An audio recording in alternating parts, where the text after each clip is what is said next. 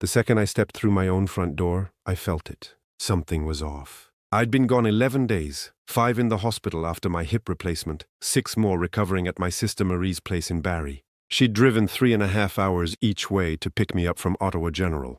That's just who Marie is, 61 years old and still showing up without being asked. My stepson didn't come for me. My daughter called to say he was buried in work and that they'd make it up to me. I took an Uber. The first thing that hit me was the smell. Not bad, just different. Someone else's laundry detergent. A candle I didn't recognize. The living room light was on even though it was early afternoon, and the house faces east, gets all the morning sun. Little things. The kind you only notice when you've lived somewhere nearly 30 years and you know every squeak in the floorboards, every draft from the window above the stairs. I set my bag down by the coat rack and called out. No answer. My daughter was at work. She's a pharmacy tech at a Shoppers in Nepean, Monday through Friday. My stepson's schedule was harder to pin down. He'd been between jobs more than he'd been employed since they moved in with me 2.5 years ago, after what my daughter called a rough patch. I'd stopped asking for details. I walked down the hall toward my study. I've kept that room exactly the same since 2005. Walnut desk my late wife Helen picked out. Her reading chair in the corner, the blue one with the worn armrest she always curled up in. Bookshelves floor to ceiling. A photo of the two of us at Mont Tremblant, the summer before my daughter was born. That room is the closest thing I have to her. 18 years after losing her. The door was locked. Not stuck, not swollen from humidity like it gets in July. Locked with a deadbolt I'd never seen before, installed at eye level, shiny and new. The kind you grab at Home Depot on a Sunday morning when you've decided something belongs to you. I stood there for a moment. I actually checked the door frame, like I might have walked into the wrong hallway in my own home. Then I knocked. No answer. I knocked harder. I went to find my stepson. He was in the basement, my basement, watching something on a tablet with noise-canceling headphones on. He didn't hear me come down. I stood in front of him until he looked up and pulled one ear cup off. Oh, he said. You're back. Not welcome home. Not how are you feeling. Just, you're back. Like I was a package he'd forgotten he ordered. I told him the study door was locked and asked what was going on. He set the tablet aside slowly, the way people do when they're choosing their words, and said his mother had needed a place to stay temporarily. He said it just made sense to use the study since I wasn't there. He said my things were in the storage closet off the laundry room. I want to be precise about what I felt in that moment, because it matters for everything that followed.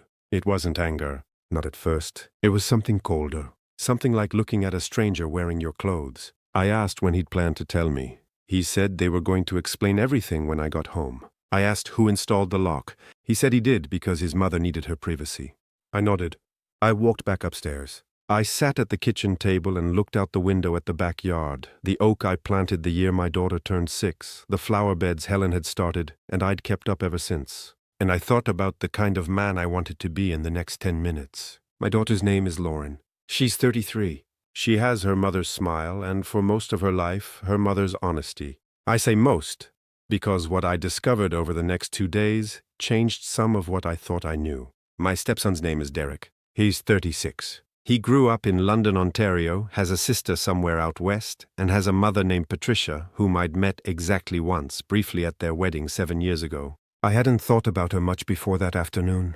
When Lauren got home from work, I was still at the kitchen table. I hadn't moved because my hip was aching and because I was waiting. She came in through the back door, saw me, and stopped. "Dad," she said. "How was the drive?" I told her I'd taken an Uber. I told her to sit down. She sat. She looked at her hands. Then she said something I've replayed almost every day since. She said she knew I was going to be upset, but she thought once I saw how nice it looked, once I met Patricia properly, I would understand. I asked when she decided to do this. She said they'd been thinking about it for a while. Patricia had been renting a basement apartment in Hamilton, and the landlord sold the building. She needed to leave by the end of the month. Lauren said it was only supposed to be for a few weeks. I asked why she hadn't called me. I was at Marie's. I had a phone. She knew the number. She said she didn't want to worry me while I was recovering. I asked if she thought I'd find a deadbolt on my study door, less worrying than a phone call. She didn't answer that. I told her I wanted the lock removed by morning. I said I needed to sleep and we would talk more tomorrow. She nodded and said, "Of course," and reached across the table and touched my hand. I let her. I went upstairs to bed. I lay awake for 3 hours. What I kept turning over wasn't the lock itself. It was the timing. I'd been away 11 days. My hip surgery had been scheduled for 4 months. Lauren had known the dates. That meant the decision to bring Patricia in had been made while I was either in the hospital or at Marie's. Deliberately. I was beginning to think timed so that by the time I got home, the situation would already be a fact. Already set. I've worked in claims adjustment for 35 years. I know how people behave when they're hoping you won't look too closely. The next morning I woke early, made coffee and waited. Patricia came downstairs at 8 in a housecoat, opened the fridge like it was hers, and looked genuinely surprised to see me. She was a small woman, early 60s, not unfriendly in the way she held herself, but there was a sharpness behind her eyes that I recognized. She said, "Oh, you must be Lauren's dad." She poured herself a coffee from my machine with my beans and sat down at my kitchen table. I said yes. I said I was also the person whose name was on the mortgage. She smiled like I'd made a joke. She said Lauren had told her so much about me. She said I had a beautiful home. I thanked her. I asked what her plans were in terms of finding her own place. She said she was still looking. She said Hamilton was getting so expensive.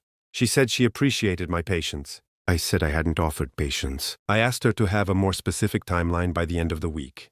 She stopped smiling. The lock, it turned out, hadn't been removed overnight. Derek had taken the deadbolt off the door, but he'd left a hook and eye latch on the inside and still had most of Patricia's belongings arranged throughout the room, including on Helen's reading chair. A suitcase open on the floor. Toiletries on my desk. I went to my storage closet. My files were there, stacked in cardboard boxes, some piled on top of the deep freezer.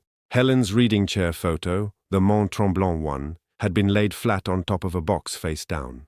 I stood there for a long time. My name is David. I'm 65. I'm semi-retired, still consulting part-time for the firm I spent my career at. I own my home outright, paid off the mortgage in 2018. I have a good family doctor, a decent pension, a sister who drives 3.5 hours when I need her, and one daughter. I went back upstairs. I found my laptop and I called my lawyer. Marion has handled my affairs for 15 years. She's efficient and she doesn't sugarcoat things, which I appreciate. I explained the situation. She asked a few questions. She told me what I could and couldn't do legally, given that Lauren and Derek had been living in the home for 2.5 years. She told me the steps I'd need to follow to formally establish that Patricia was not a tenant and had no residency rights. She told me to document everything. I took photos of the storage closet. I took photos of the modified study door.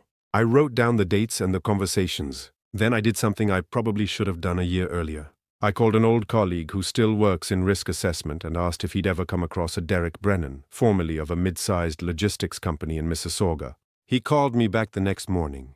Derek had been let go from that job 18 months before he and Lauren moved in with me. The reason wasn't company restructuring, which is what Lauren had told me. He'd been dismissed following an internal audit. There were no charges laid. Sometimes there aren't when a company wants to avoid the paperwork and the publicity, but the circumstances involved the misappropriation of a fuel expense account over approximately 14 months. The total was not small. I sat with that for a day. I want to be clear. I don't tell you this to condemn Derek entirely. People do things when they're desperate and frightened that they wouldn't do otherwise. But I had let this man live in my home. I had lent my daughter money twice in the past 2 years. Once for car repairs, once she said for a dental emergency that I now suspected had gone elsewhere. I had believed what I was told because she was my daughter. And you want to believe your daughter. That evening, Lauren came home from work. I asked her to sit with me in the backyard. We sat in the lawn chairs by the oak tree, and I watched her for a moment before I said anything. She looked tired. She'd looked tired for a long time. I realized I'd mistaken it for adulthood. I asked her to tell me about Derek's job. The real story. She looked at the tree for a while. Then she told me, not everything, but enough. She confirmed he'd been dismissed, that there had been an issue with expenses, that it had been complicated. She said they'd been dealing with debt ever since. She said she was sorry she hadn't told me. I asked where the money I'd given her had gone. She didn't answer right away. Then she said some of it had gone toward what they owed. I nodded. I told her I loved her. I told her that hadn't changed. Then I told her that I needed them to leave. All 3 of them. She started to explain why that wasn't possible right now. Why the timing was difficult, why Patricia had nowhere to go, why they needed more time. I let her finish. I told her I'd spoken to Marion. I told her I understood my obligations and I was prepared to meet them.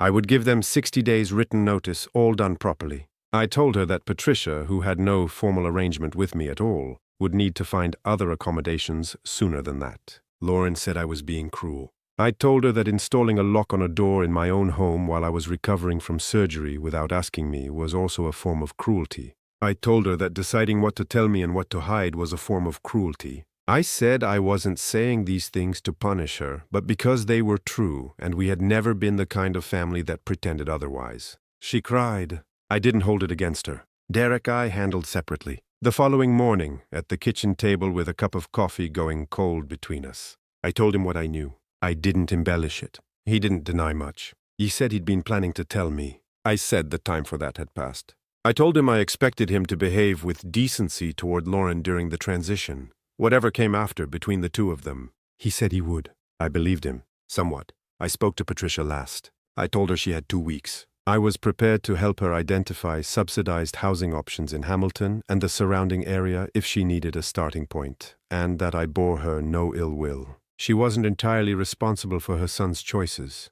She took the information I printed out for her, and she left 12 days later with a woman I assumed was a friend. She didn't say goodbye. Over the following weeks, while Derek and Lauren worked through the logistics of leaving, I'll spare you the details. Those belong to them more than to me. I started putting my study back together. I brought Helen's chair up from storage first. I sat in it in the empty room before I moved anything else back in. The afternoon light came through the window the way it always had. The oak was turning outside. I want to say something about forgiveness, because people always want to know about that part. Lauren and I still speak.